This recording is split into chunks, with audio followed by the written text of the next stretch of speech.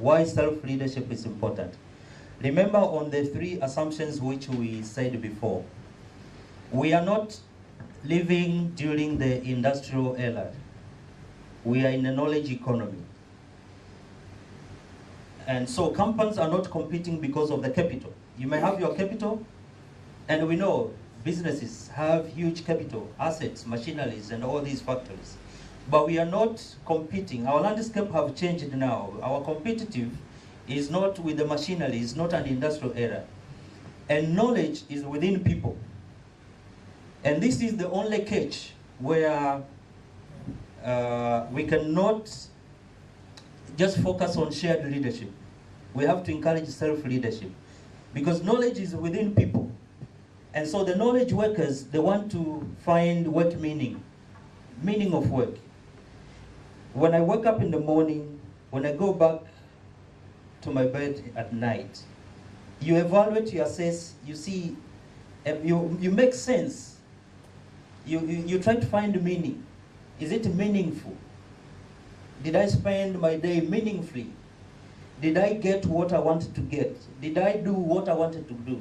My aspirations, did I achieve what I wanted to achieve? Now, to convince someone to, within your succession plan, you need to make sure that he is integrated within the organization. And the knowledge is within that person. So if you don't encourage that knowledge within the organization, I might be employed in a bank. I also have a small microfinance business out there.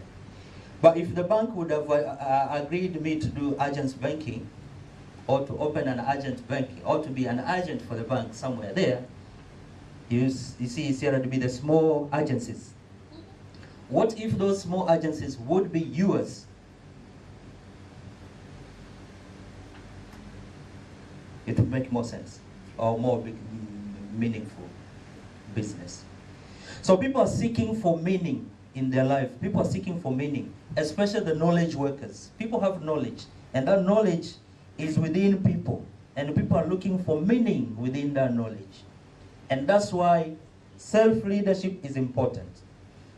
But if you look into your organizations in terms of performance review, performance model, or business frameworks, they only focus on one dimension, which is the organization dimension. They want to see profitability, growth, adaptability, innovation. But the individual dimension is ignored. The community dimension is ignored. And looking to balance scorecard, all the frameworks which we use, O+ within the government, all these assessment model or performance review models, strategic plan, most of them, they don't include 3 dimensions. And so we are saying in cross-cultural decision making, growth has to be evaluated on 3 dimensions. Individuals, we have to see on the individuals, we have to see on the organization, we have to see on the community. But you have to understand, when you introduce this, you are introducing this within a corporate culture, which has been surviving for how long? The corporate culture after industrial era. Corporate culture, you know how long has been surviving? Corporate culture? Industrial revolution, when was it? After the failure of industrial revolution, what happened? We went into corporates, huh? This is a corporate era, that's why people are living in the corporate era. The key driver for the corporate era is materialistic, is worth, is power. It's individualistic. How can you introduce individual dimension and community dimension in an institution which is geared for profit? That's where the challenge is. Because what is behind the corporate values? When you see this is a corporate company, this is a business company, when you see that, when you see someone goes to BRELA to register a business, it's a profit. This is a hidden value. It's not seen, it's not on the business card, you cannot see it, But this is the value which is the driver behind the corporate culture. Wealth, power, influence. All the CEOs, how many CEOs are here? Eric, you are CEO.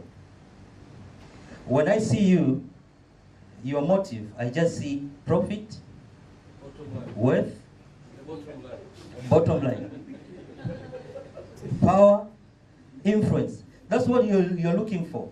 So when someone walks into your door with an idea that encourage self-leadership, it's like insulting. It's like putting salt on a wound. And so you have to know these are competing.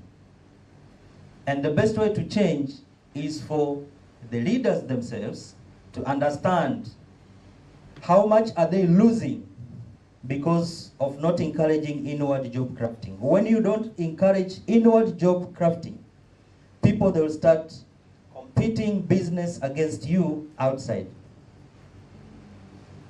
You'll have senior managers within the bank earning commission by sending customers to other banks or referring contracts to other competitors. That's why I have a nation with illicit financial transactions because of not encouraging inward job crafting. You have medical doctor professors at Muhimbili, they also have their own dispensaries. It's not bad, it's not wrong to have that.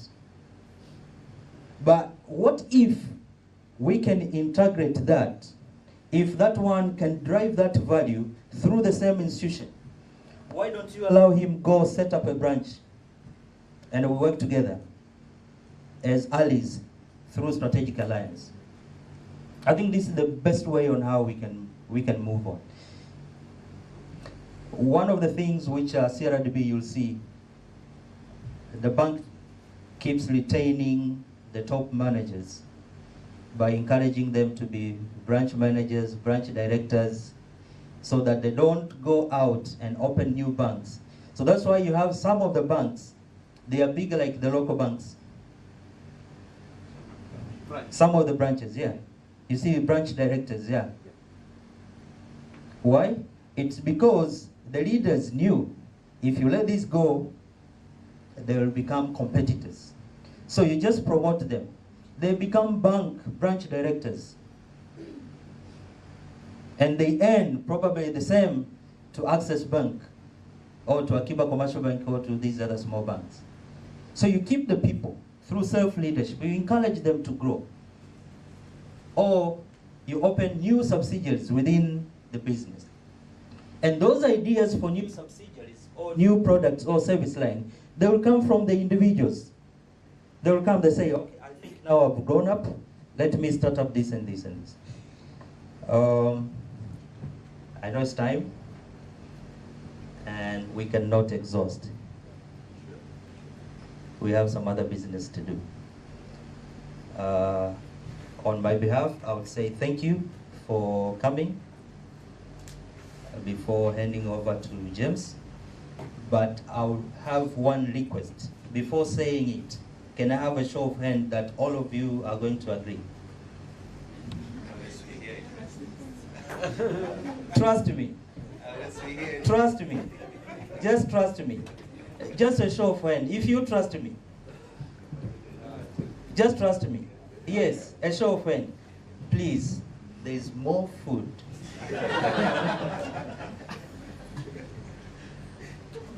Before we wind up, while we are networking, please, let's grab. It's a loss. Let's have some bites and some other stuff. Thank you.